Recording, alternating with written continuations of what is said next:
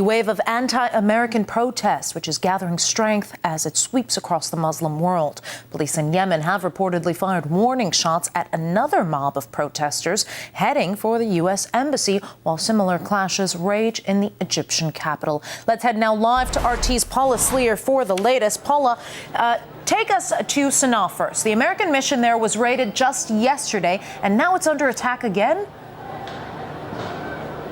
Well, we are receiving reports as I speak to you that the police have been firing tear gas as well as live ammunition at the crowds that have gathered for the second straight day in front of the American Embassy of the capital city of Yemen. Now, we understand that the security barrier that was formed by security personnel to protect the American Embassy in Sana'a has been broken through. And as we're speaking, the situation there seems to be out of control. We're hearing reports of cars being smashed, of windows being smashed, that there are cars aflame, and that the whole situation is deteriorating fast.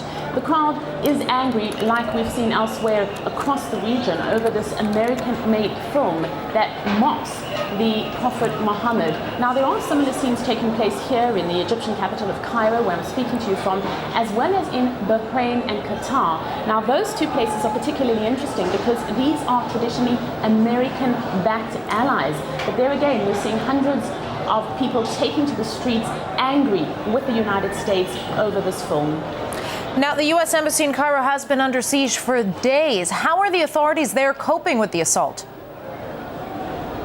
Well, this is the fourth consecutive day that angry mobs have taken to the streets of Cairo. You can see behind me the youngsters primarily who are throwing stones over a security barrier, a security wall in essence that has been erected around the American Embassy. Making my way here to this live position was dangerous, trying to get through that crowd as these huge concrete barriers are being thrown in the air. There was tear gas still being fired, people still covering their faces, people walking around with masks to prevent the to prevent the tear gas from stinging their eyes.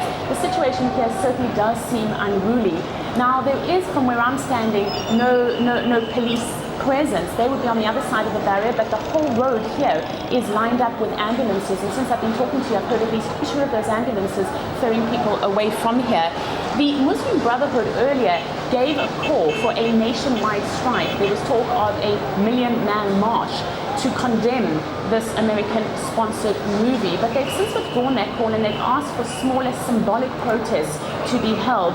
But when you look at the angry crowd behind me and you hear the mood on the streets of Cairo, it doesn't seem as if the Muslim Brotherhood is really the forefront player in this whole scenario. The Brotherhood's president, Mohammed Morsi, is currently touring Europe, where he has been promised at least $1 billion in aid. That is the purpose of this trip, to try and get sponsorship in light of a lot of the countries concerned of what's happening in Egypt and withdrawing their sponsorship. The questions here are being asked: why is he not doing enough right now to quell the crisis back at home? That certainly is the question. Live there from Cairo, RT's Paula Slier. And of course, you can always follow Paula on Twitter at Paula Slier _RT.